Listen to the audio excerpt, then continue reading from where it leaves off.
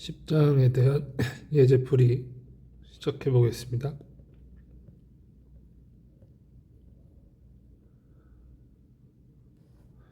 10.1이고요. 회전 바퀴 3.5 라디안 퍼 세크 제곱에 일정한 각가속도로 회전하고 있다.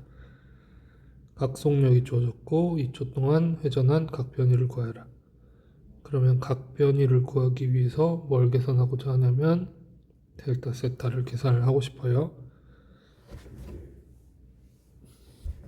그럼 델타 세타를 계산하기 위해서 지금 어떤 공식을 꺼내 들었냐면 든 각가속도 운동의 일정한 각가속도라서요.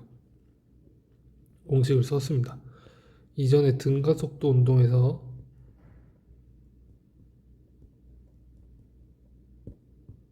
이렇게 생긴 공식을 본 적이 있을 건데 얘랑 아주 대칭을 이루는 형태의 공식이 등장을 했다. 회전 운동에서 이렇게 이제 생각하시면 외우는데 한결 수월할 것으로 생각이 듭니다. 그래서 이렇게 생긴 공식을 쓸 거고요. 그럼 숫자를 집어넣을 거예요. 오메가 i 초기의 각속력 2 라디안 퍼 세크, 그 다음에 2초, 그 다음에 각 가속도가 3.5, 또 2초 계산하면 11 라디안 정도가 나온다. 디그리로 환산하려면 이렇게 이제 환산을 할 수가 있고요. 그래서 얘는 몇 바퀴 회전했는가 라고 계산하려면 630도로 나온 것을 360으로 나눠도 되고요. 11 라디안으로 나온 값을 2파이로 나눠도 되고요. 이렇게 생긴 값이 나오겠습니다. 예, 이미 이게 지금 근사값이어서 이걸 계산하는 걸 더 추천드립니다. 그 다음에 이 시간 간격 동안에 몇 바퀴 회전하는가 풀었고 t는 2초 동안에 각속도를 구하라. 각속도 요것도 지금 등가속도 운동에서 보면 이렇게 생긴 공식이 있었는데 그죠?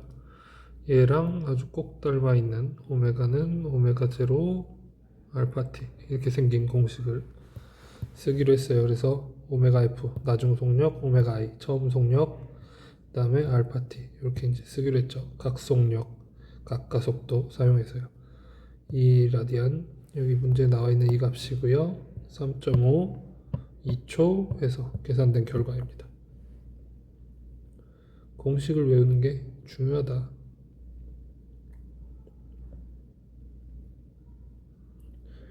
CD 플레이어 문제입니다. CD 플레이어 문제 보겠습니다. 뭐 이렇게 문제가 길어. 그래서 문제에서 결국에 하자는 게 뭐야? 가장 안쪽의 첫 트랙에서 정보가 읽힐 때의 각속력하고 가장 바깥 트랙에서 읽힐 때의 각속력이 분당 회전수가 단위도 이상한데? RPM이 뭐지? RPM 분당 미닛 얘는 아까 나왔던 요 단위인데 이 단위요. 그래서 얘는 퍼고요. RPM 이렇게 쓴 내용이에요. 그래서 몇 번 회전하냐 분당. 근데 원래 회전수는 어떻게 나타내지? 초당이잖아요. 초당 회전수를 보통 쓸 건데 초당 회전수를 쓰면 조금 뭔가 구분이 안 가는 그런 게 있었겠죠. 그래서 RPM을 쓰기로 했다. 그런데 얘가 안쪽에서 이렇게 돌고 있을 때랑 바깥쪽에서 돌고 있을 때랑 각속력이 다르다. 이 문제를 좀 해결해 보자.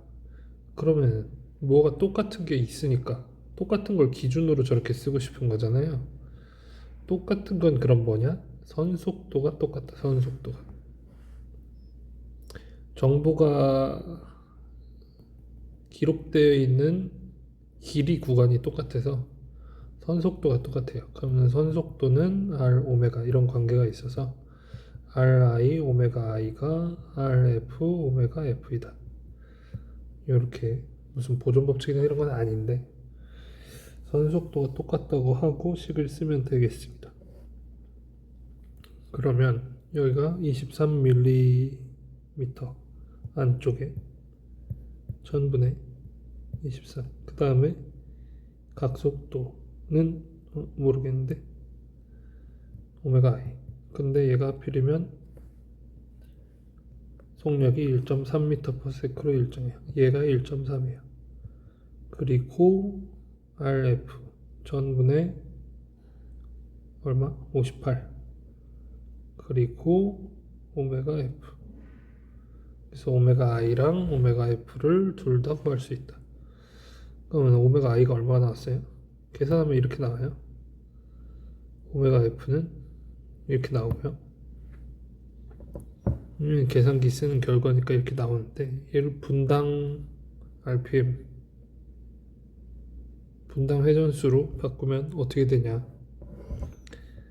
그러면 한 바퀴가 2파이 라디안, 그 다음에 60초에 해당하는 값이니까 그걸 1분으로 바꿔서 이렇게 곱하도록 되어 있어요. 그러면 초 사라지고 라디안 사라지고 이렇게 단위가 남아서 RPM이라고 써지겠다. 그렇군요. 그럼 얘도 22에다가 이 숫자들을 곱해서 이 숫자가 나왔다는 거죠. 이 단위 환산하는 것도 연습들을 해보시면 좋겠고요. 그 다음에 정상적인 음악 CD의 최대 연주 시간이 74분 33초이다. 이 시간 동안 몇 바퀴 회전할 수 있겠냐? 74분 33초는 총 이 정도에 해당하는데 그럼 저 시간 동안 몇 바퀴 회전했냐라고 하려면 회전한 거 나누기 2파이 할 건데요. 그럼 회전한 각도를 일단 구해야 되잖아요. 회전한 각도. 그건 어떻게 구해요? 아까 이렇게 구하기로 했었는데 그죠? 이렇게 구하기로 했었는데 얘가 지금 어떻게 생긴 식이냐면 오메가의 t 이렇게 생긴 식이란 말이에요. 실제로는 여기가 더 빠르고 여기가 더 느리니까 이렇게 생긴 식이겠죠. 그럼 이 면적이 각도가 되는데 근데 저걸 이렇게 계산하는 공식 안 쓰고 어떻게 구하겠다? 이렇게 이 평균값 내서 평균값에 해당하는 면적을 구하겠다. 그래서 오메가 F랑 오메가 I랑 오메가 F에 대해서 평균값을 내고 이렇게요. 그거랑 시간이랑 곱했다. 시간이랑 그래서 요식이나 요식이나 마찬가지이긴 한데 주어진 숫자들이 이쪽에 더 많으니까 이렇게 계산해서 이만큼 나왔고 그래서 2파이로 나눴다. 이렇게 되는 내용입니다. 자, 그 다음에 구하라고 한 게 4473초 동안 CD의 각가속도를 구해보자.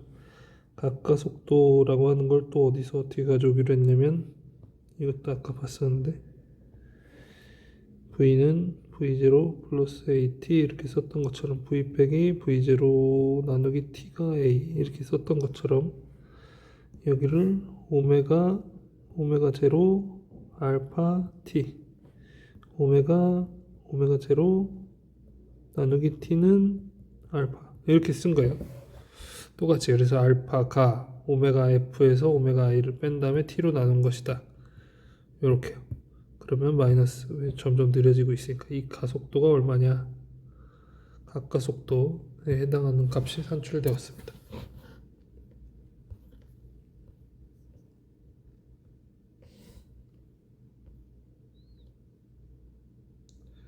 원통에 적용하는 알짜 돌림 힘을 알아보자. 원통이 회전하고 있다.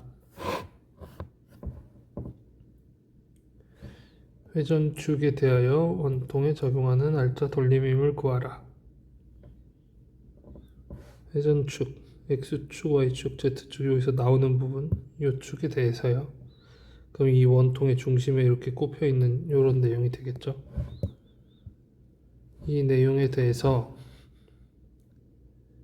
자, 회전하는 방향 T1에 의해서 회전할 거고 T2에 의해서 회전할 건데 양방향으로 왔다 갔다 하지는 않을 것 같으니까 한쪽 방향을 정해야 되겠어요. 그러면 오른손으로 감아쥐어 보겠습니다.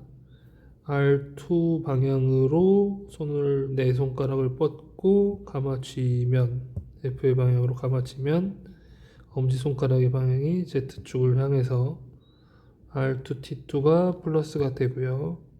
반대로 T1 방향으로 감아쥐고 엄지손가락을 뻗으면 이 방향이 되기 때문에 이건 마이너스로 썼어요.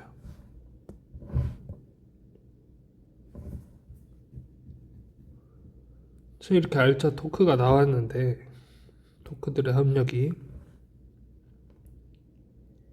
그 값은 계산하면 나오는 값이고요.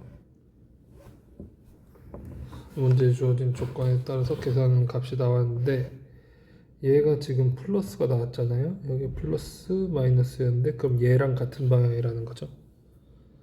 저 R2T2가 토크를 이렇게 이제 만드니까 반시계 방향으로 회전시키는 것이다.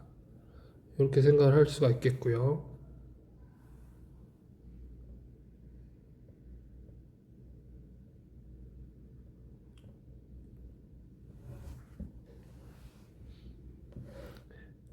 (10-4번) 풀어보겠습니다.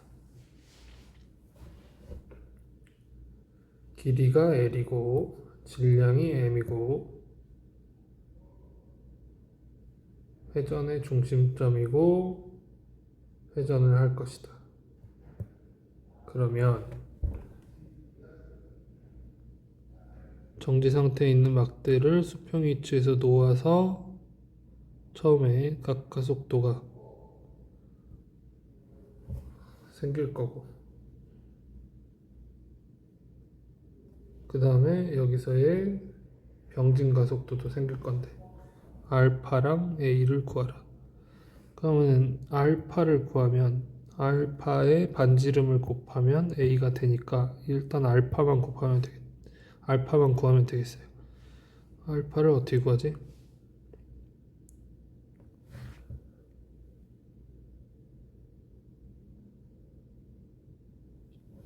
이렇게 구해보겠습니다. 여기 알파예요.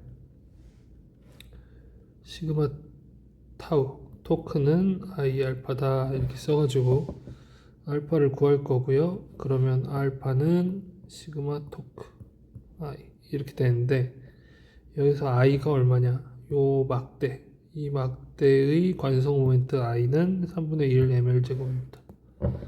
3분의 1인지 어떻게 하나요? 일단은 요 외웁시다.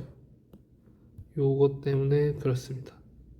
그럼 이걸 외워야 된다는 얘기는 여기 나오는 다른 것들도 다 외워야 된다는 얘기죠.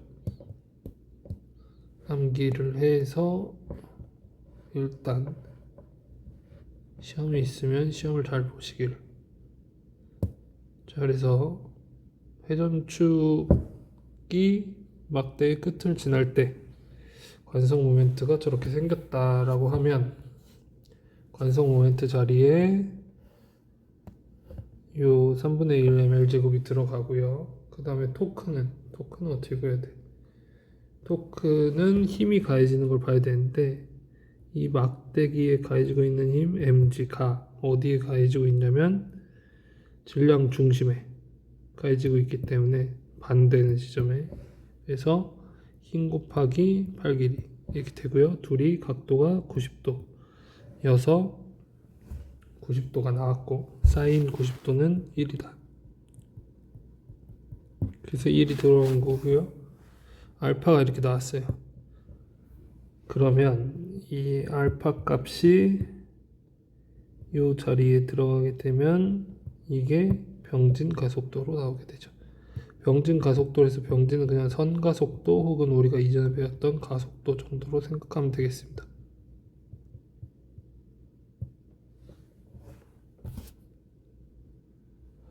넘어지는 굴뚝과 무너지는 벽돌. 높은 굴뚝이 넘어진다. 10.13 얘가 그 그림이겠죠. 바닥에 부딪히기 전에 바닥에 부딪히면 부러질 거고 그 전에 중간에 넘어지다 말고 부러진다. 그 얘기인 즉슨 이렇게 가해진 힘하고 이렇게 가해진 힘을 비교를 해보면 얘가 훨씬 더 크니까 이런 데서 속도를 못 따라가서 부러지게 된다. 이런 얘기를 하고 싶은 거겠죠. 그러면 똑같이 각가속도를 가지고 넘어지더라도 선가속도 혹은 병진가속도가 달라지게 되는데 이게 무슨 문제냐? F는 ma니까요. m 알파가 똑같아도 r이 달라지게 되잖아요. 그래서 얘가 커지면 F가 커지게 된다. 어쩔 수가 없다. 그럼 이쪽에 훨씬 큰 힘이 작용을 하게 되기 때문에 이 아랫단보다요. 그러면 위쪽은 점점 세게 힘을 받고 아래쪽은 덜 받으니까 여기가 풀어질 수밖에 없다.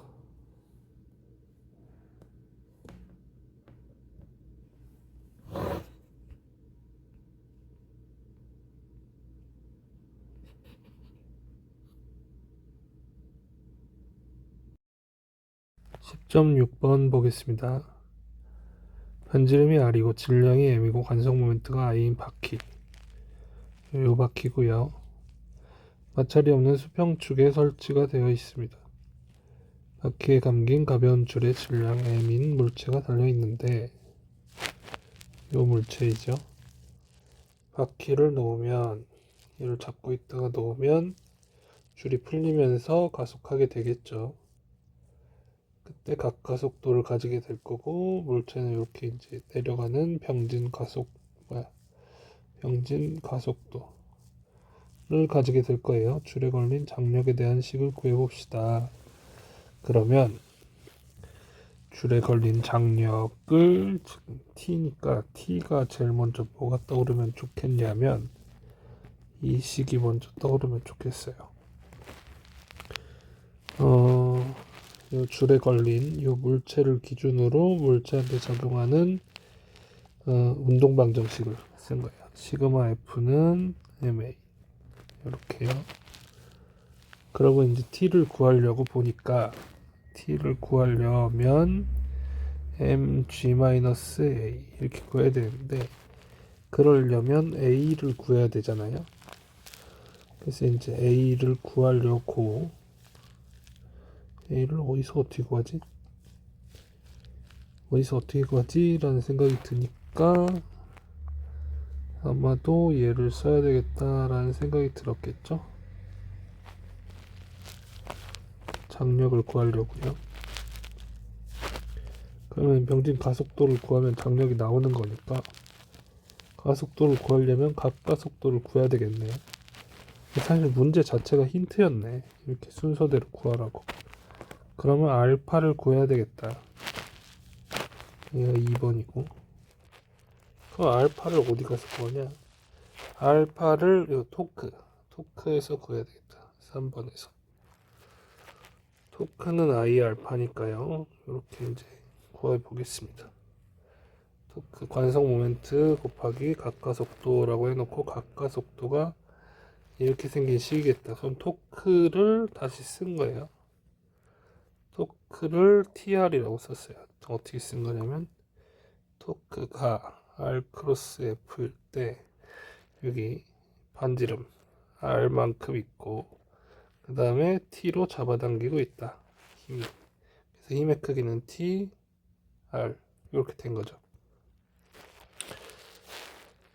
그래서 알파가 나왔어요. 그럼 알파는 이렇게 나왔으니까 뭐야? T를 구하고 싶어서 알파를 구한 건데 알파에 T가 또 들어가 있네.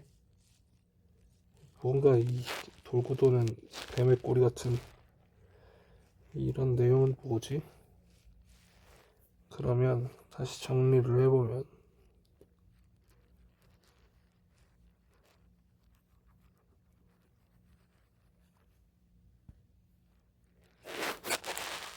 봅시다.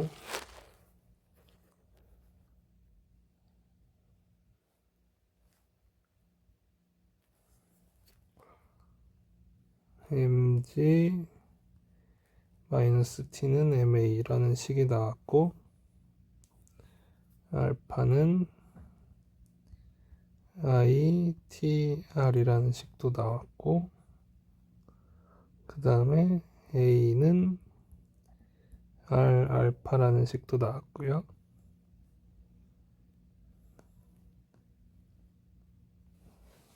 그럼 여기서 미지수가 하나, 둘, 셋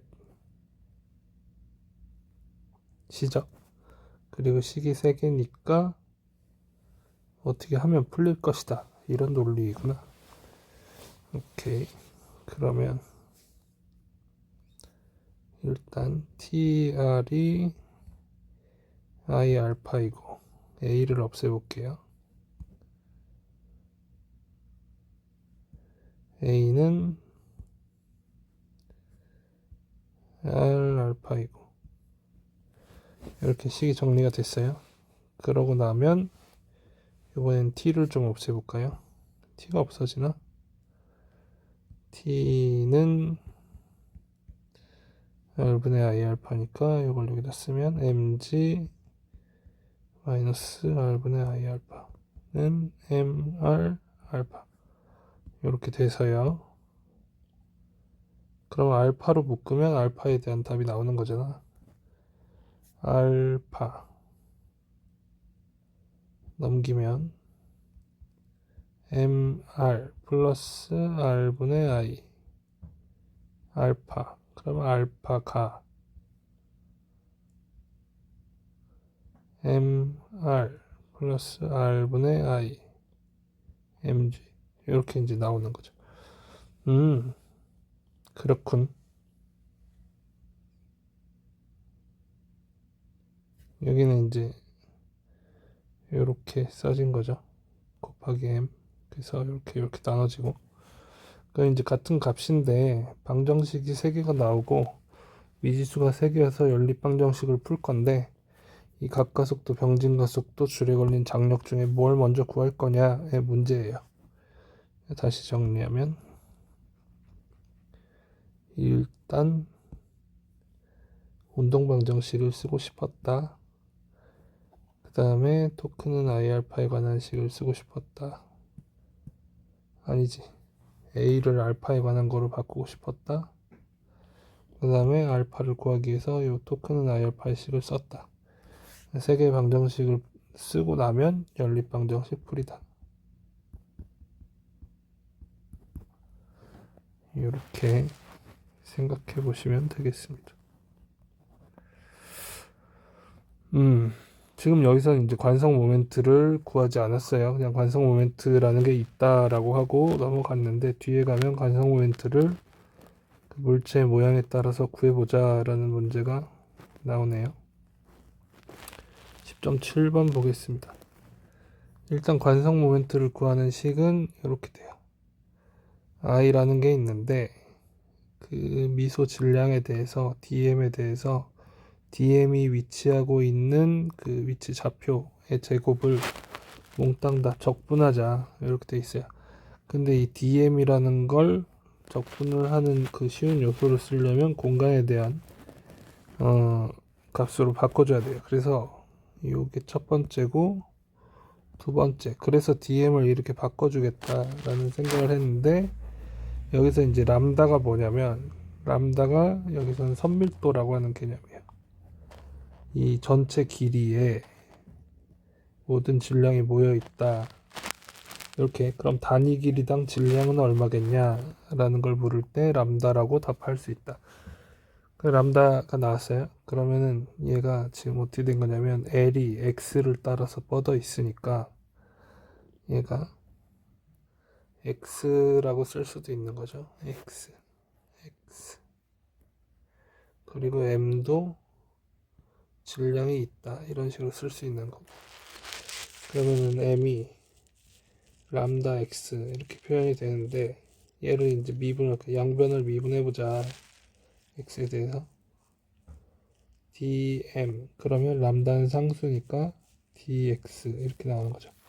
그래서 이 내용을 가지고 이게 나왔어요.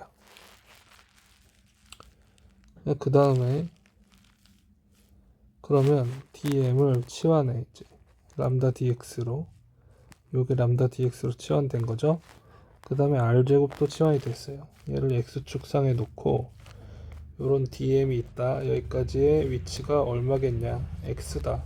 만약에 이런 위치에 DM이 있다. 그럼 얼마겠냐? x다. x축상에 놓고요. 그래서 r제곱이 x제곱으로 바뀌었고요. 그런데 dx에 대해서 적분을 할 건데 x를 어디서부터 어디까지 할 거냐? 여기 시작점부터 끝점까지 할 거다. 근데 y축이 어디 있어요 지금? y축이 중심에 있어요. 왜지? 왜 중심에 있지? 질량 중심을 지나는 회전축을 생각했기 때문에요. 그래서 이 y''이 아니고 y축에 이 값이 있고, 그러면 전체 길이가 l일 때 여기가 2분의 1, 2분의 1, 그래서 마이너스 2분의 1부터 2분의 1까지 적분 범위가 잡혔고요.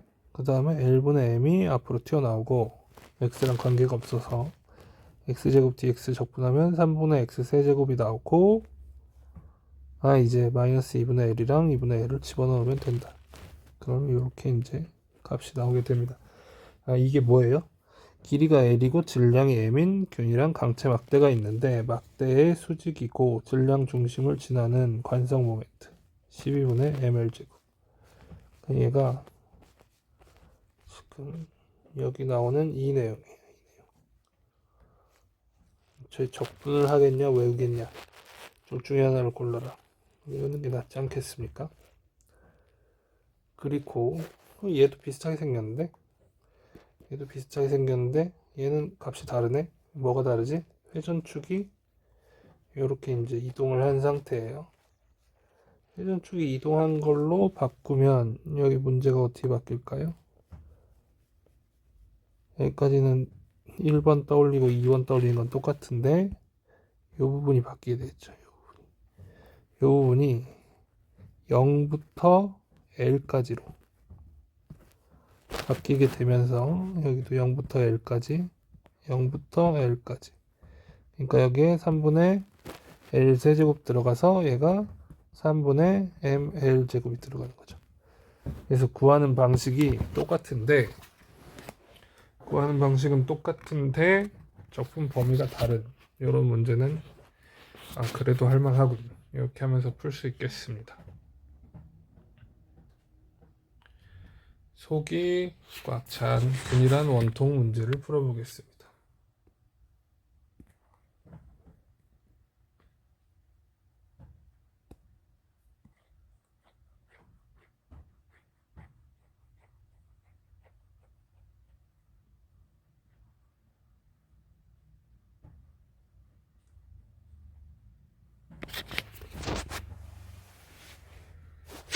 자, 얘도 제일 먼저 떠올려야 되는 식은 i에 대한 정의이겠죠. i에 대한 정의를 먼저 떠올려 봅시다. 그 다음에 이것도 DM을 바꿔야 될 것 같아요. 그래서 1번 다음에 2번 DM을 바꿀 건데, DM을 지금 어떻게 바꾸기로 했냐면 V분의 M, 전체 부피분의 M이 밀도다, 이렇게 바꾸기로 했어요. 그럼 여기 파이가 들어가는 게 아니고 밀도가 들어가야 되고, 로라고 하는 밀도가 들어가고, 그러면 이번에는 dv를 적분하기 좋은 요소로 바꿔줘야 하는데, 그 적분하기 좋은 요소로 어떻게 바꾸지? 얘를 이제 자르는 게 관건이에요. 앞에 문제에서는 이걸 자를 때 그냥 길게 늘어져 있으니까 깊은 고민 안 하고 이렇게 이제 김밥 자르듯이 자르면 됐었는데, 얘는 그렇게 자르면 되냐? 축에 대해서 여기 적분하기 좋은 형태가 돼야 돼서 지금 어떻게 자른 거냐면 파란색처럼 자르기로 했어요. 파란색처럼. 그래서 껍질 벗기듯이 바깥쪽에서부터 한 껍질 벗기고, 두 껍질 벗기고, 세 껍질 벗기고 해서 가운데까지 다 벗기면 되는 거예요. 그렇게 이제 자르기로 해서 잘라진 모양이 이렇게 생긴 가운데가 뚫린 원통인 거죠. 그래서 반지름 사이즈별로 원통이 여러 개가 생겨요. 그러면 얘 부피라고 하는 요소는 어떻게 생기냐면 요 민면적 곱하기 높이 이렇게 됩니다. 부피가요. 부피가 민 면적 곱하기 높이. 그럼 민 면적을 어떻게 구하냐 라는 걸 생각해 봐야 되는데, 지금 저 파란 부분이 넓이가 이렇게 생겼잖아요. 이렇게 생겼다. 그러면 안쪽이 R1, 바깥쪽이 R2라고 해봅시다. 원의 넓이가 파이 R 제곱이니까 이렇게 넓이가 생길 거예요. 그런데 얘를 엄청 얇게 자른 거니까 여기를 딱 끊어가지고 얘를 쫙 펼치면 어떻게 생겨지냐면 이렇게 생겨집니다. 여기를 끄는 부분이에요. 쫙 펼쳐서 직선으로 만들어 보면 이 넓이를 구하는 건데, 얘가 바깥쪽은 좀 길고 안쪽은 짧으니까 약간 사다리꼴 느낌 비슷하겠다. 그래서 바깥쪽은 2파이 R2, 여기는 2파이 R1, 그 다음에 요 길이가 R2-R1 정도 되겠죠. 그러면 이 넓이가 지금 어떻게 계산이 될 거냐면, 이 넓이를 지금 왜 구하고 있냐면 여기서 이 부피 계산하려고 넓이 구하고 있는 거예요. 부피를 계산하고 싶어서 넓이를 구하고 있는 중이고, A라고 생각, 글씨 못 써서 미안해요. 자, 그 다음에 그러면 얘가 사다리꼴이니까 이 중심선 곱하기 높이 이렇게 생각해도 되는데, 그러면 2파이 R2 R1 나누기 2, 이게 이제 중심 그 밑변 정도의 느낌이고, 거기에 R2-R1 이렇게 가는 거죠. 그럼 이 약분되고 얘는 제곱 마이너스 제곱 돼서 요 식이 나와요. 아, 그래? 그러면은 직사각형으로 이렇게 잘라가지고 만드는 것도 나쁘지 않아. 그러면 같은 방식으로 어떻게 할 수 있냐면 여기를 더 얇게 잘라. 완전 얇게 자르면 이 차이가 두께가 dr이 되고요. 얘 길이가 2파이 r이 돼. 이렇게 되는 거예요. 그래서 v가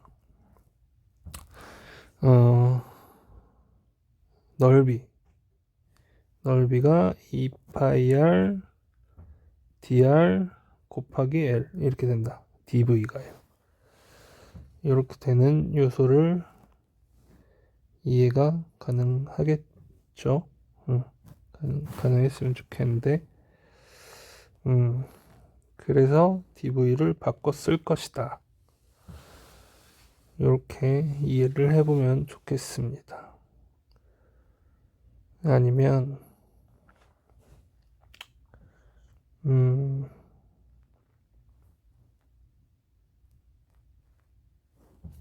다른 방식은 어떤 게 있겠냐면,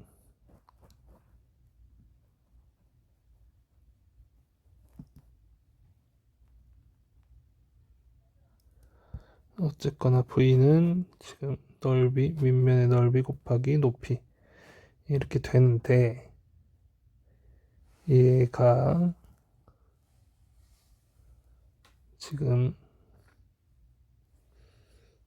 L이 상수니까 dv를 구하고 싶었는데 LDA 이렇게 나오는 거잖아요. 그러면 A라고 하는 요소를 어떻게 R에 대해서 미분을 해야 되겠다라는 생각이 들어서, 그러면 밑면의 넓이가 뭐냐 라고 하면, 그냥 구하려고 하면 파이 R제곱 이렇게 나오잖아요. 파이 R제곱, 이 바깥쪽이 그렇죠. 그리고 DA, 그거의 조금 작은 부분, 작은 면적을 좀 따져보자. 전체 넓이가 파이 R 제곱인데, 그러면 DA는 파이 요거 미분하면 2R, 그 다음에 R을 한 번 더 미분하면 DR. 이렇게 해서 DA가 2파이 R DR. 이렇게 써질 수도 있고요. 그래서 이해하기 좋은 방식으로 얘를 조금 보면 좋겠습니다. 자, 그래서 이 부분도 로이고요. 부피 밀도 곱하기 높이 2파이 R DR 이렇게 해서 DM이 있는 요소를 이렇게 바꿔서 써줬어요. 그런 다음에 R에 대한 것만 남기고 나머지는 다 밖으로 뺐어요. 이렇게 어디서부터 어디까지냐면 중심부터 바깥쪽 껍질까지 이렇게 R만큼 적분을 하겠다. 그러면 요거는 4분의 1 R 4제곱에 0부터 R 이렇게, 그러니까 R 들어가서 R 4제곱 나오는 거죠. 그렇게 나온 거에다가 2파이로 L 붙였다. 그러면 2파이로 L R 4제곱 이렇게 이제 나왔고요. 이렇게 나왔을 때에 밀도라는 게 이 문제를 풀면서 가정한 값이기 때문에 밀도를 파이 R 제곱 L 전체 부피분의 질량이 있다라고 해서 L 여기 다시 대입할 거예요. 그러면 구하려고 했던 관성 모멘트는 2분의 1 파이 로 L R 4제곱 해서 약분할 거 약분하고 파이 약분하고 요 값이 나오게 된다. 오케이. 그러면 얘가 지금 뭘 구한 것이냐면 앞에서 또 그림에서 나온 적이 있었는데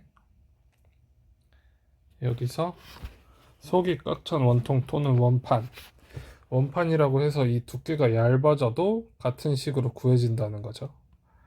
거의 얇아져도. 그래서 이렇게 이제 회전축이 중심에 꼽혀 있는 원통에 대해서 디스크 이렇게 이제 할 수 있고, 더 나아가서는 지금 이 값이나 이 값도 같은 식으로 계산할 수 있다. mr 제곱이랑 2분의 1 m r1 제곱 r2 제곱이요. 어떻게 되는 거냐면 같은 식을 놨는데 여기에서 적분 범위가 또 바뀌는 거예요. 모양에 따라서 적분 범위가 여기가 만약에 R1에서 R2예요. 그러면 2파이 R 로 L 그 다음에 4분의 1 R 4제곱에 R1 R2 이렇게 되는 거죠. 그런데 이렇게 계산된 거에서 부피가 또 어떻게 되냐면 전체 부피가 파이 R2 제곱 R1 제곱에 L에 여기에 M이 들어있는 거니까 밀도도 바뀌고 적분 범위도 바뀌어서 이 공식이 바뀌게 되겠어요. 그리고 만약에 또 모든 질량이 껍질에 모여있다, 껍데기가 아니라 껍질에 모여있다 라고 하면 얘가 거의 그냥 R부터 R까지 적분하는 이런 느낌이잖아요. R부터 R까지 적분을 하게 되면 결과로 나와 있던 게 2분의 1에 M에 R1 제곱 R2 제곱 이렇게 되는 거였는데 R1이랑 R2가 거의 같다면 어떻게 되냐 라고 하면 얘네들이 2R 제곱 돼서 2분의 1 2R 제곱 M, 그래서 MR 제곱 정도가 된다. 얘가 R이라고 할 때 이렇게 이제 계산이 되는 내용입니다. 그래서 껍질에 모여 있을 때, 그 다음에 속이 꽉 차 있을 때, 그 다음에 R1이랑 R2가 적당히 차이가 있을 때 이렇게 이제 관성 모멘트를 이 적분식으로 구할 수 있는 걸 확인했습니다. 그런데 앞에 이제 8개 모델이 나왔단 말이에요. 그 모델을 알면 조금 더 쉽게 구할 수 있는 내용이 있어서 암기를 하고 축을 옮겼을 때 평행축 정리를 어떻게 쓸 건가에 대한 내용이 등장을 해요. 일단 요거 이제 뭐냐면 관성 모멘트를 구하고 싶은데 만약에 회전축이 질량 중심을 지난다는 사실을 알아요.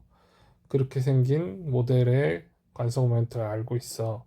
그러면 새로운 회전축이 요만큼 이동을 할 수가 있는데 이동을 한 게 D라고 쳐요.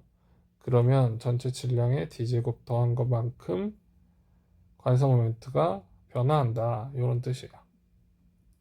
자, 봅시다. 아까 이렇게 구했던 게 뭐였냐면 12분의 ml 제곱이었어요. 가운데에 꼽혀 있을 때. 근데 지금 축을 어디로 옮기고 싶냐면 요 막대기 끝으로 옮기고 싶어요. 요만큼. 그러면 ICM의 MD 제곱만 더하면 되니까 ICM은 12분의 ml 제곱. 오케이. 그 다음에 질량 m에다가 D가 2분의 L만큼.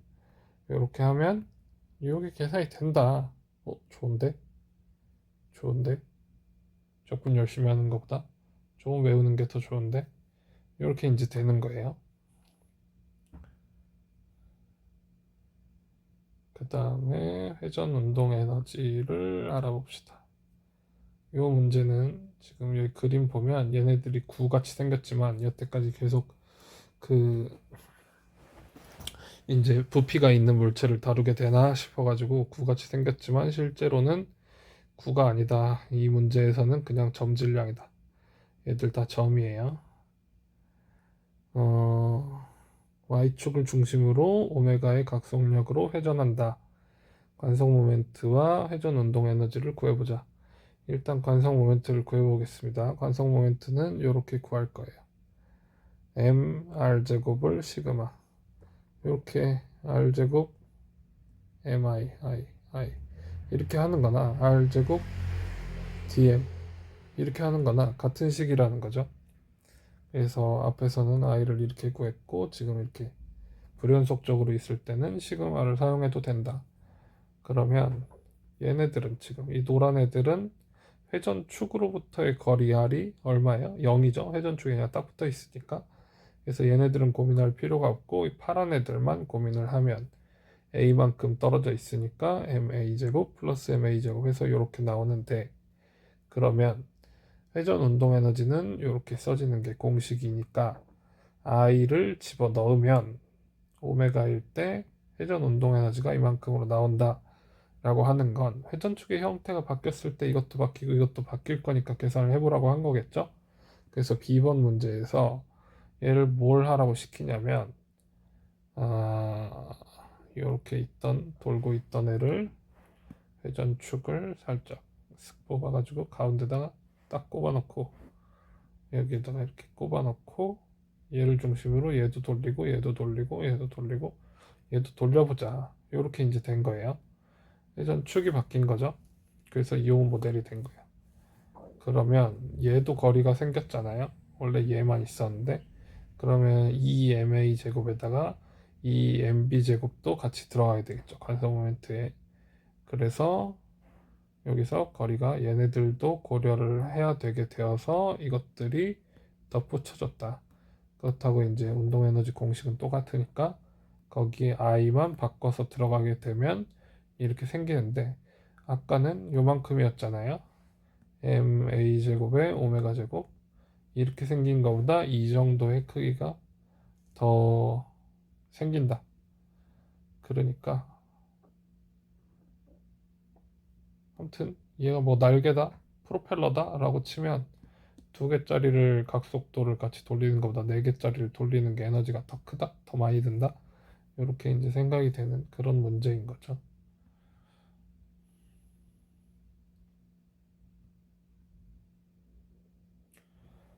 11번 회전하는 막대를 다시 보기. 왜 다시 보지? 뭐 때문에 다시 보지? 길이가 L이고 질량이 M인 균일한 막대가 한쪽 끝을 통과하는 마찰이 없는 회전 중심점을 중심으로 여기요. 회전을 하고 있어요. 이렇게 회전을 하고 있는 상황이고 이거는 아까도 봤던 것 같은데 그런데 막대가 가장 낮은 위치에 도달했다. 그러면 이런 위치에 있을 수도 있고 이런 위치에 있을 수도 있는데 하필이면 이 위치에 도달했다는 거겠죠. 그러면 그때 각속력을 구하라. 얘가 등속으로 움직이는 게 아니구나. 얘가 이렇게 떨어지면서 점점 빨라질 것 같은데 지금 이렇게 보면 점점 빨라질지 잘 모르겠지만 이렇게 물체가 달려있고 얘를 놓을 거예요. 팽팽한 상태에서 진자 운동을 하겠습니다. 라고 하면 에너지가 점점 운동 에너지로 전환이 되면서 바뀔 것 같잖아요. 얘도 이제 그런 운동을 한다는 거예요. 그러면 역학적 에너지가 보존이 될 거니까 보존이 되는 그 법칙을 써보자. 그래서 요걸 통해서 풀기로 하였다. 운동 에너지의 변화량과 위치 에너지의 변화량의 합이 0이다. 변하는 게 없다, 에너지가. 그래서 나중값이 뭐냐? 나중값은 일단 얘가 여기 와서 요 부분에서 이제 회전을 하고 있을 때, 운동 에너지를 2분의 1 mv 제곱으로 쓰면 되는 거 아니야? 네. 그렇지 않고 얘가 회전을 하고 있으니까 회전 운동 에너지를 쓰겠다. 이렇게 된 거예요. 처음 상태에서는 운동 에너지가 0이었고요. 그 다음에 위치 에너지가 여기가 지금 시작할 때가 높은 곳이고 여기가 낮은 곳이니까 나중값에서 처음 값을 빼려고 나중값은 0이라고 두고 이 위치가 0이라고 두고요. 그러면 요 위치가 2분의 L만큼이니까 MGH 쓴 거예요. 질량 중심을 대상으로 위치 에너지를 계산하는 게 이해가 가나요? 네, 갔으면 좋겠습니다. 그래서 얘가 질량 중심을 기준으로 위치 에너지를 썼다라는 걸 하게 되면 오메가에 대한 식을 풀 수가 있는데 오메가에 대한 식은 요 식을 그냥 푼 거예요. 그랬더니 이렇게 나온 거고 그럼 i를 쓸 수 있겠냐? i 앞에서 구했었으니까 여기 끝에 중심이 잡혀 있는 i는 3분의 1 ml 제곱이었죠. 그래서 이렇게 생긴 각속력이 나온다. 그래, 나왔다. 각속력을 구했다. 각속력이 궁금해서 물어본 것인가?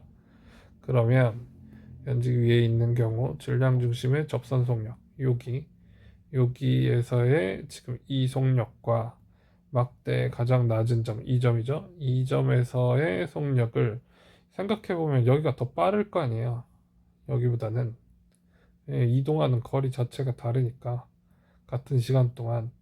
근데 그게 얼마나 차이가 나겠냐라는 걸 좀 보고 싶지 않냐? 이런 거죠. 그래서 각속력하고 V하고의 관계를 썼어요. 각속력이 반지름 2분의 R만큼. 근데 얘도 오메가로 움직이고 얘도 오메가로 움직이니까 쓰는 거 그냥 똑같이 쓰는데 위에 있는 값에다 집어넣어가지고 그냥 여기는 2분의 L 대신에 끝에는 그냥 L 오메가 쓰면 되는 내용이었어요. 그래서 여기가 뭐 여기는 무조건 EVCM이야 이렇게 나오는 게 얘가 관건이 아니고 얘가 관건이다. V가 R 오메가인 게요. V가 R 오메가인 게 관건이고 중심점은 R이 2분의 L이었던 거고 요 끝점은 L 오메가였던 거고 이렇게 차이가 있어서 두 배가 난다.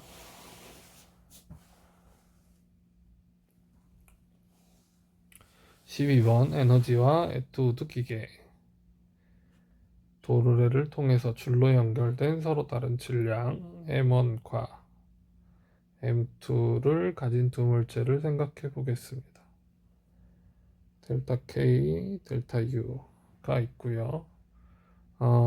운동 에너지를 어떻게 쓰기로 했냐면 역학적 에너지 보존 법칙에서 지금 얘네들은 전부 나중값이고요. 얘가 처음값이에요.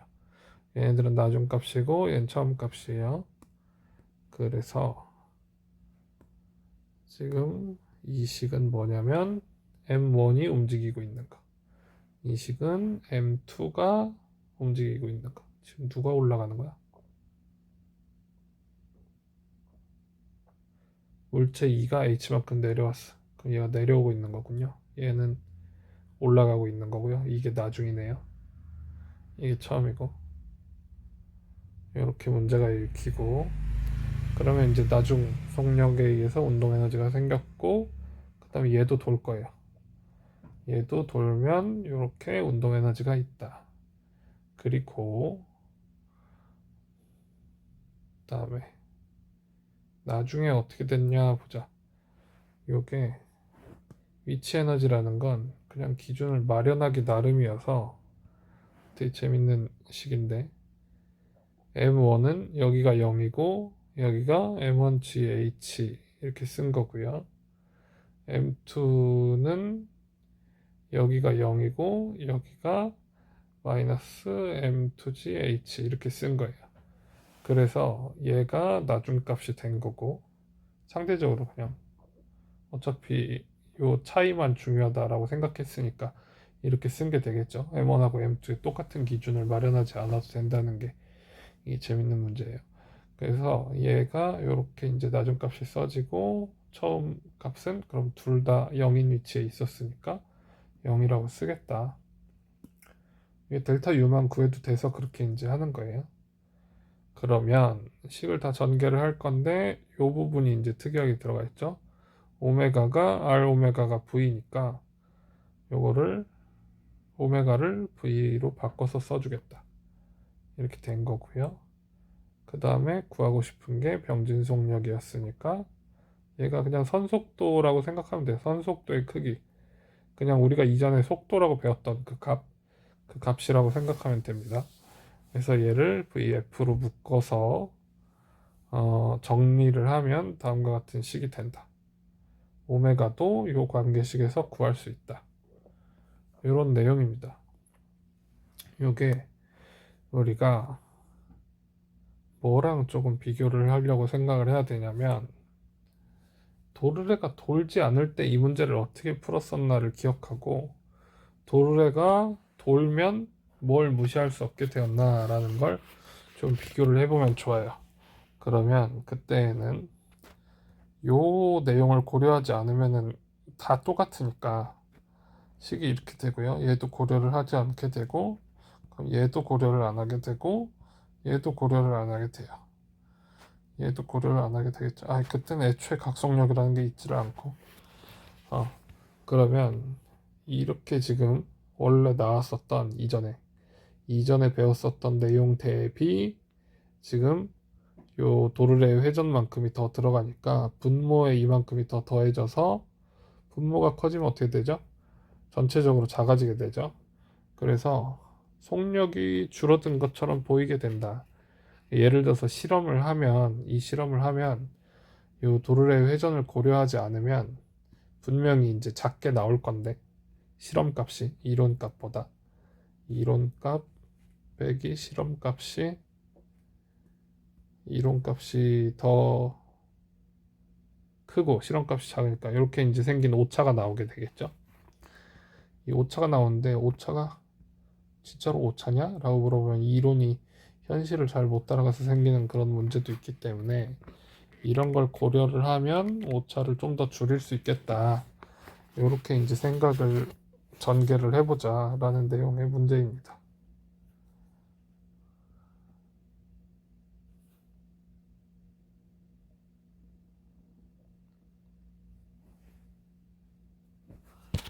강체의 굴림운동 보겠습니다. 굴림운동 제일 중요한 건 이렇게 생긴 바퀴가 굴러가는 모양새인데, 바퀴가 굴러가는 게 분명히 바퀴 회전축 여기 질량 중심을 중심으로 돌고 있는 것처럼 보이지만, 지면에 대해서 생각하면 접하고 있는 부분을 기준으로 돌고 있다는 거죠. 요게 지금 그런 그림이에요. 요걸 도는 걸 생각해 보면 이렇게 돈다.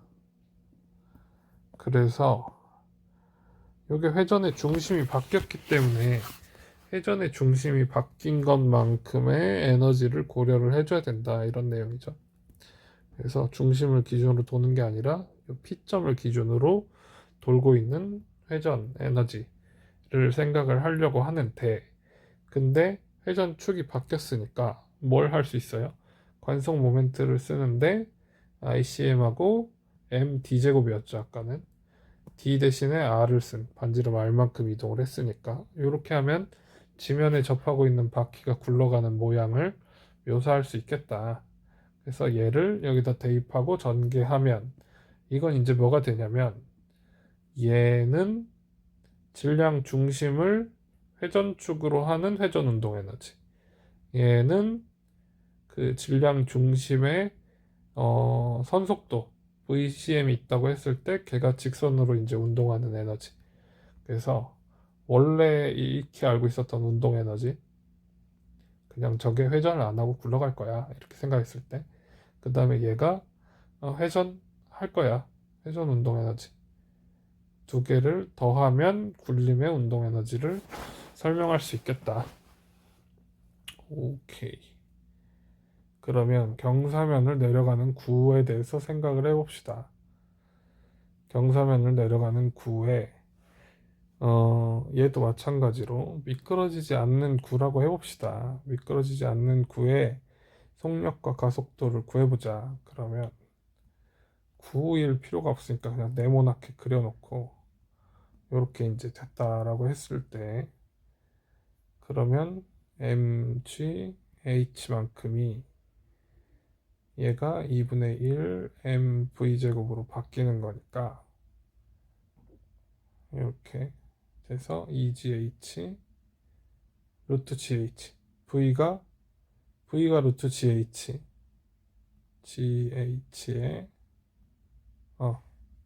2분의 1승, 이렇게 이제 돼야 되는 거죠. 그러면 지금 VCM의 속도가 어떻게 된 거예요? 더 큰 거야? 2GH였지. 더 작은 거죠. 지금 더 작은 거야. 왜냐면 얘가 14는 돼야 되는데 그만큼 안 되니까. 얘가 굴르면서 굴르는데도 에너지를 쓰게 되기 때문에 속력이 느려진다. 이렇게 되는 거죠. 그럼 가속도를 계산해도 얘가 가속도가 원래 가속도보다 더 작게 나와야 되겠네요. 원래 가속도는 어떻게 됩니까? 원래 가속도는 mg에다가 여기가 세타일 때 요 방향이니까 이 방향은 요 세타에 대한 높이 성분이잖아요. 그래서 mg 사인 세타예요. 그러면 얘가 ma라고 하면 a가 g 사인 세타죠. a 원래는 g 사인 세타가 나오는데 걔보다 7분의 5만큼 작아졌다. 이렇게 이제 생각을 할 수 있겠어요. 그럼 작아지게 되는 건 알았는데 저 7분의 10이나 7분의 5 같은 숫자는 왜 나오냐가 중요한 거죠. 그러면 a가 7분의 5만큼이면 여기도 7분의 5에 곱하기 2가 됐으니까 2gh 이렇게 나오는 건 그대로 여기가 ah라고 하면 설명할 수 있는 얘기네요. 그래, 그거는 알겠다. 그러면 a가 왜 이렇게 나오는지만 알면 되겠네요. 음, 그러면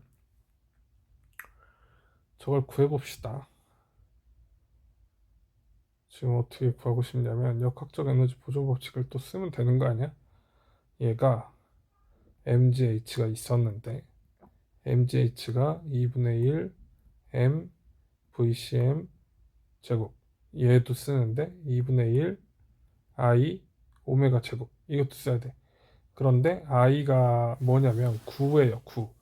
9의 관성 모멘트는 어떻게 씁니까? 이거 외워야지.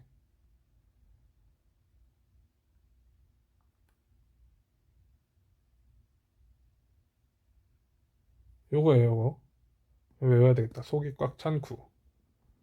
오케이.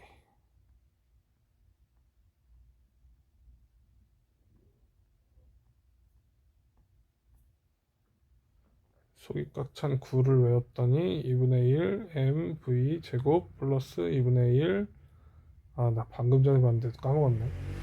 나 이렇게 까먹는데 여러분하고 외우라고 해서 미안해요. 근데 아무튼 외웁시다. 이렇게 되고 오메가가 r분의 v 제곱. 이렇게 되네. 오케이.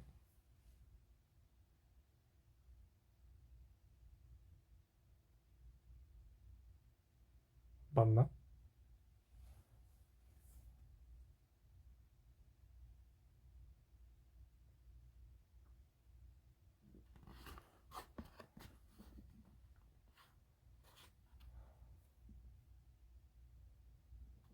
여기가 이렇게 내려오는 속도랑 여기서 이렇게 진행하는 그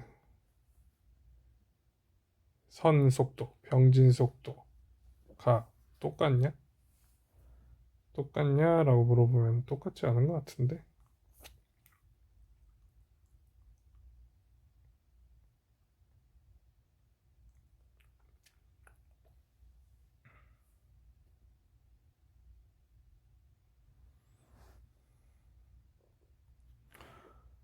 똑같은지 모르겠어요. 똑같지 않은 것 같으니까 일단 오메가 제곱으로 놔보겠습니다. 그리고 구하라고 한 게 VCM이잖아요.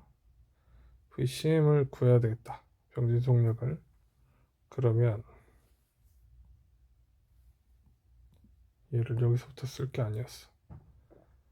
얘는 저쪽으로 잠깐 찌그려 놓고, 이런,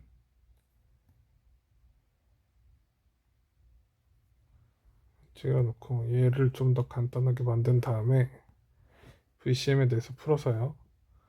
mgh 빼기 2분의 1 i 오메가 제곱이 2분의 1 mvcm 제곱이요. 이렇게 놓고 2를 곱한 다음에 그 다음에 m으로 나눠서 그 다음에 루트를 씌울 거예요. 이렇게요. 그런데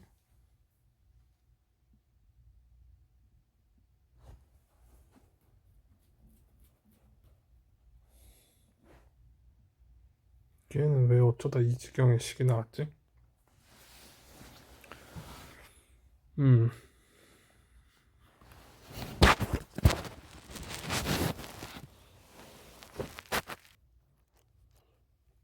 이 식이 이해가 잘 안 가서 앞에 내용 좀 다시 보겠습니다. 굴림 운동 에너지를 해석을 하고 있고요. 여기서 얘가 굴러갈 때 지금 VCM하고 질량 중심이 이동을 하는 거랑 요 끝점의 병진 속도가 오메가랑 R 오메가의 관계가 있는데 요 구한 V가 VCM하고 어떤 관계가 있냐라는 걸 생각해 보고 싶은 거죠. 그러면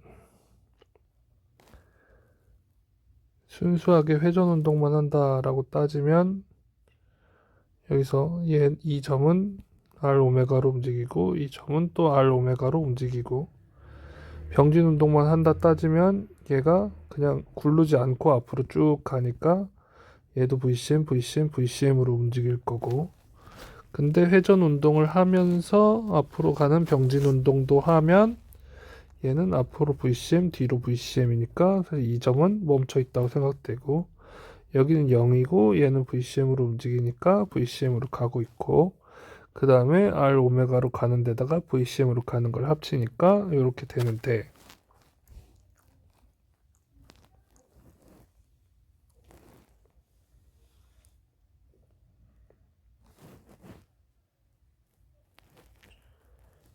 이게 지금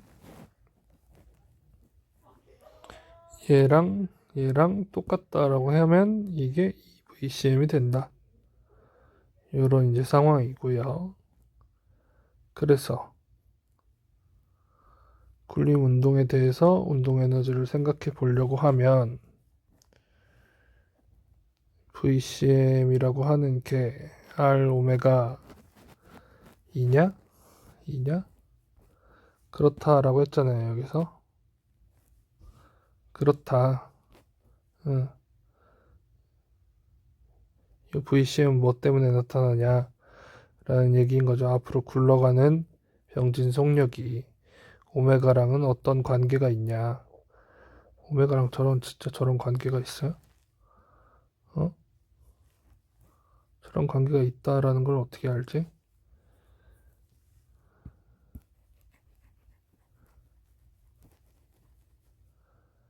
얘가 한 바퀴 굴렀을 때 생각해 볼게요. 요 P점이 한 바퀴 굴러서 다시 이 자리에 돌아왔을 때, 그러면 한 바퀴는 주기가 T니까 T 동안 오메가로 가게 되면 얼만큼을 가게 되냐면 2파이 R만큼을 가게 돼요. 요렇게 이제 가는데, 그럴 때 VCM도 T만큼 가게 되면 얼만큼을 이동해야 되냐면, 한 바퀴 굴렀어.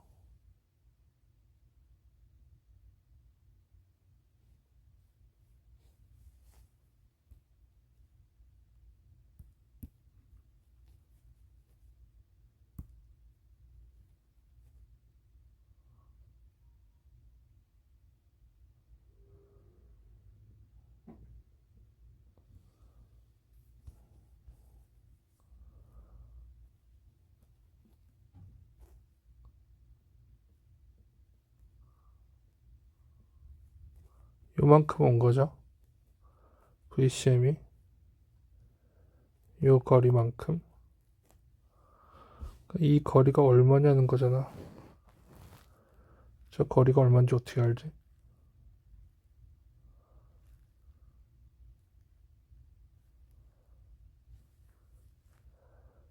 X.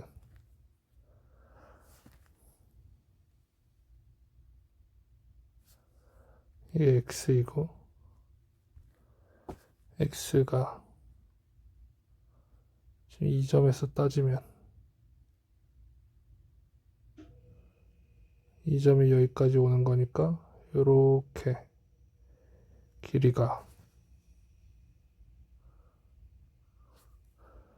요만큼이 2파이 R, 아니 파이 R, 그 다음에 요만큼이 또 파이 R, 그래서 이게 2파이 R 되는 거잖아요.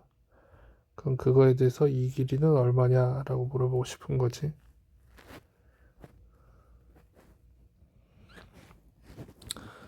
이 공이 A 지점에서 B 지점까지 가는 걸 생각을 해보면, 공의 요 윗부분을 잘라가지고 쭉 펼쳐놨다고 봅시다. 쭉 펼쳐놓으면 얘가 여기까지 가니까 요 길이가 2파이 R이 아니고, 지금 여기 요 부분을 잘라서 펼쳐놓은 이 길이가 요 둘레랑 똑같은 거죠. 그럼 여기서 이만큼이 뭐에 해당하냐면 요 반원 요만큼 잘려서 온 거니까 이게 2파이 R이 되는 거야. 그러면은 VCM을 주기 T만큼 가게 되면 2파이 R만큼 가게 되는 거고, 아까 틀리게 설명했는데 오메가로 가게 되면 2파이 라디안만큼 돌게 되는 거예요. 그러면 VCM이랑 오메가의 관계가 VCM이랑 오메가의 관계가 이렇게 있다라는 게 납득이 갔다.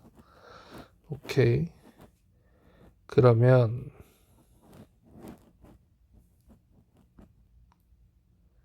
여기서요.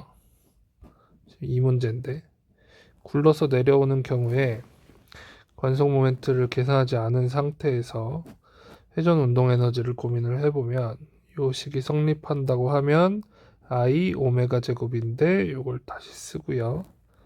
그 다음에 이게 회전 운동 에너지, 얘가 그냥 병진 운동 에너지. 그래서 VCM으로 묶었어요. 묶고 나면 이렇게 되니까 K가 그때의 역학적 에너지 보존 법칙이 성립을 한다라고 하면, 운동 에너지 플러스 위치 에너지, 운동 에너지 플러스 위치 에너지, 이게 처음에, 그 다음에 나중에 바닥에 떨어졌을 때 이렇게 돼서 VCM을 다음과 같은 식으로 쓸 수 있다. 그러면은 얘를 외우는 것보다는 이 식을 이해를 하는 게 좋겠어요. 그리고 VCM이 R 오메가라는 사실까지 곁들여서 외워놓고, 그걸 가지고 여기로 다시 돌아가게 되면, 얘를 지금 이런 식으로 묘사를 해가지고서는 식이 전개가 잘 안 된다는 거잖아요. 다시 정리를 해서 써보겠습니다.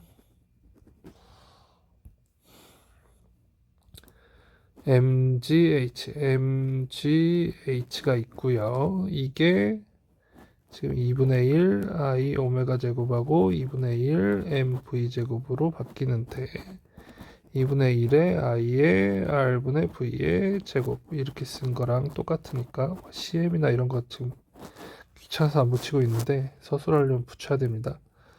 이렇게 돼서 v를 구하라 라고 하면 v로 묶어 일단. 그 다음에 2분의 1 i r 제곱 플러스 2분의 1 m 이렇게 해서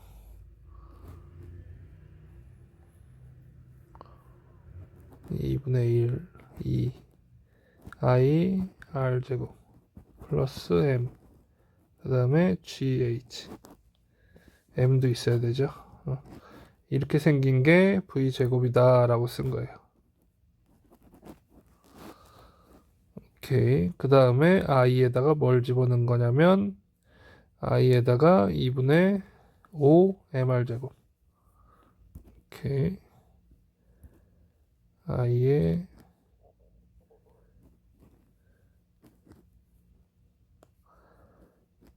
5분의 2 mr 제곱.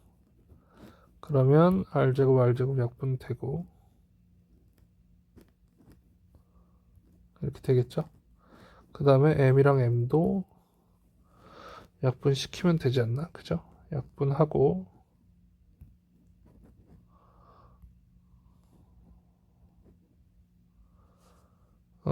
오케이. 그래서 여기가 이렇게 나오는구나. 5분의 5 5분의 7 5분의 7 7분의 10 gh 루트. 그래서 요런 이제 답이 나오게 됩니다. VCM을 알아냈어요. VCM을 알아냈으니까 이번에 이제 뭘 할 거냐면 VCM을 알아낸 걸 가지고 VCM이 마치 여기서 여기까지 그냥 병진 운동만 하는 가속도를 생각해 볼 거야. 병진 가속도를 생각할 거니까요. 구르는 건 전혀 고려를 하지 않고 병진 가속도로 움직이고 있다. 그러면 A, CM 이걸 구하고 싶은데 얘가 지금 어떻게 되냐면 VCM 제곱이 EAX라는 관계식은 등가속도 운동에서 끌어왔어요. 등가속도 운동 공식 중에 이렇게 생긴 게 있었는데 여기서 길이가 X 그 다음에 V는 위에서 구한 값 V0는 초기에 0으로 시작해. 그래서 이렇게 되는 관계식을 쓰기로 했습니다. 그리고 V를 위에서 구한 값을 집어넣으면 A가 다음과 같이 나올 수 있다. 이렇게요. 그래서 V를 구하고 A를 구하도록 되어 있습니다. 원래 구하려고 했던 회전을 하지 않을 때의 속도나 가속도보다 작게 나온다. 그 작게 나오는 값이 어떻게 설명이 되냐? 역학적 에너지 보존 법칙과 등가속도 운동으로 설명이 되는데 특이한 건 역학적 에너지 보존 법칙이랑 등가속도 운동이 그 굴림을 적용하기 전에는 같은 식이었어요. 얘네들이 이게 어떻게 되는 식이었냐면 2분의 1 mv 제곱 2분의 1 mv0 제곱 이 a s가 아니고 얘가 mgh 이렇게 되는 식이어가지고 얘네들이 v제곱 v0 제곱 2gh 이렇게 나오는 거랑 똑같은 식이었는데 아니면은 이게 MAS, FS로 써지는 식 그러면 이쪽에는 EAS 이렇게 들어가겠죠. 요거는 이제 요 세타와의 관계식에 의해서 H랑 X의 관계가 나오는 거고요. 이렇게 나오는 거였는데 얘 병진 속도의 등가속도 운동 공식은 이대로 유지가 되는데 에너지에는 요 부분에 초기에는 운동 에너지가 없는 대신에 나중에 회전 운동 에너지가 포함이 되면서 이 두 식이 달라지게 돼요. 그래서 회전을 시키면 두 식이 달라지게 된다라는 사실 때문에 A랑 V가 이렇게 나오니까 이런 부분을 조금 유념해서 이젠 따로 써야 되겠구나 이렇게 생각을 하면 좋겠습니다. 둥근 실패를 당겨보겠습니다. 질량이 M이고 반지름이 R인 원통 모양의 실패가 있는데 마찰이 있는 수평 탁자 위에 정지해 있고요. 반지름이 R인 축에 감긴 질량이 없는 줄을 손으로 잡고 수평 방향으로 크기가 T인 일정한 힘을 사용해서 오른쪽으로 당기고 있다. 실패는 굴림 마찰이 없는 탁자를 따라서 누가 봐도 마찰이 있게 생겼네. 길이 L만큼 미끄러지지 않고 굴러간다. 그냥 톱니바퀴처럼 굴러간다는 뜻이죠. 그래서 얘를 풀려고 뭘 하는 거야? 실패의 질량 중심의 나중 병진 속력을 구하여라. 얘가 지금 실패가 있는데 손으로 잡고 T를 사용했어요. 장력 T가 일정하면 가속도가 일정하게 생기냐? 이러고 물어본 거죠. 원래는 T를 쓰면 T는 MA 이렇게 되니까 병진 가속도가 일정하게 생겨서 얘가 등가속도 운동을 해야 되는데 근데 구르기까지 할 거야. 구르기까지 하면은 그냥 딸려오는 것도 모자라서 구르는데도 에너지를 써야 되니까 그만큼을 조금 고려를 해보자. 이런 얘기겠죠.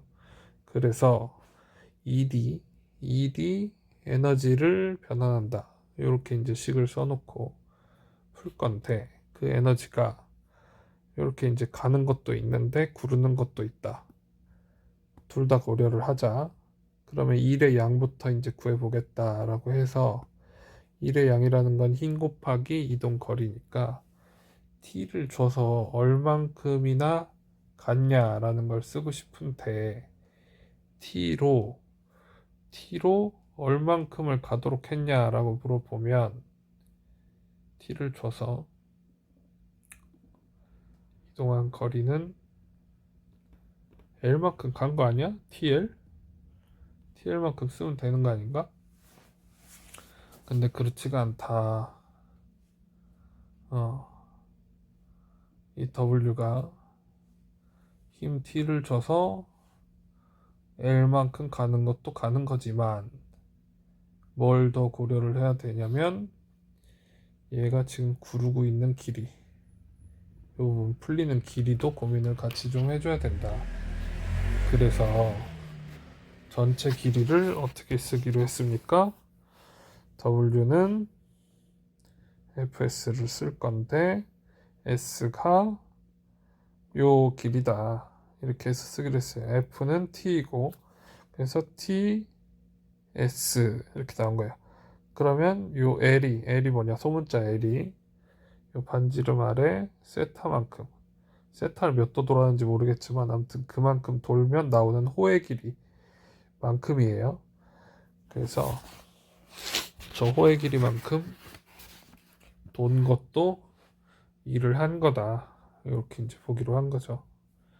그러면 요 값이 지금 어떻게 되는 거냐면 운동 에너지의 변화에 쓰였다. 병진 속도로 움직이는 것 대비 I 오메가 제곱으로 구르는 거. 그러면 오메가가 R분의 VCM 관계에 있으니까 얘를 VCM으로 묶으면 다음과 같은 계산이 가능하겠다. 오케이. 이거는 요 식을 그냥 요약해서 변형한 거고요. 자, 그 다음에 마찰력의 값을 구하여라. 병진 속력은 이렇게 나왔어요. 병진 속력이 이렇게 나온 건 사실은 얘도 고려를 안 하고 싶을 때 나와야 되는 값하고 얼마나 차이가 나는지 비교를 하는 거가 되겠죠. 그럼 얘도 차이가 나고 얘도 차이가 난다. 분자 분모에 다 차이가 나는 이런 이제 값을 볼 수가 있겠고요. 그 다음에 마찰력을 계산하여라. 마찰력을 계산하기 위해서는 뭘 쓸 거냐? 마찰력을 계산하기 위해서 쓴 식은 운동량의 변화량입니다. 운동량의 변화량을 충격량이라고 썼다. MVCM이요. 처음에 정지해 있다가 나중에 VCM으로 가고 있는데 요거는 얼만큼의 힘을 줬냐면 장력으로 끌어당겼고 마찰력이 반대하고 있는 이 힘을 이동하는 시간만큼 주었다. 이렇게 이제 쓰고 싶은 거죠. 마찰력이 없으면 어떻게 되나요? 마찰력이 없으면 앞으로 진행을 안 하고 제자리에서 돌겠죠? 실패가. 그래서 마찰력이 있어야 앞으로 갈 수 있으니까 이런 이제 관계식이 쓰이는데 뜬금없이 운동량의 변화량을 어떻게 꺼내들지? mv 델타 v 델타 t가 f다 이렇게 쓰면 f는 ma라고 쓴 거랑 마찬가지예요. 얘가 a니까. 그러니까 사실 얘는 그냥 운동 방정식을 쓴 거다. 운동 방정식을 지금 지면 관계상 한 줄에 쓰려고 운동량의 변화량이 충격량이다라는 걸 썼는데 실제로는 얘를 쓴 겁니다. 그리고 델타 t 얼만큼 시간이 걸렸냐라는 걸 여기다가 이제 평균 잡아 쓰고 싶은 거죠. 전체 길이 L만큼 진행했는데 L만큼 진행한 건 여기서 여기까지 VCM이 다음같이 변한다고 했을 때 요 값으로 이동한 요 사각형이나 이 삼각형 넓이나 똑같다. 그래서 요게 이제 그 VCM의 평균으로 이 L만큼 간 거랑 마찬가지다. 시간이. 그래서 시간 자리에다 요 값을 집어넣었어요. 그리고 마찰력에 대해서 전개했어요. 그러면 VCM 값이 위에서 구한 값이 있으니까 그걸 요 자리에 집어넣었어요.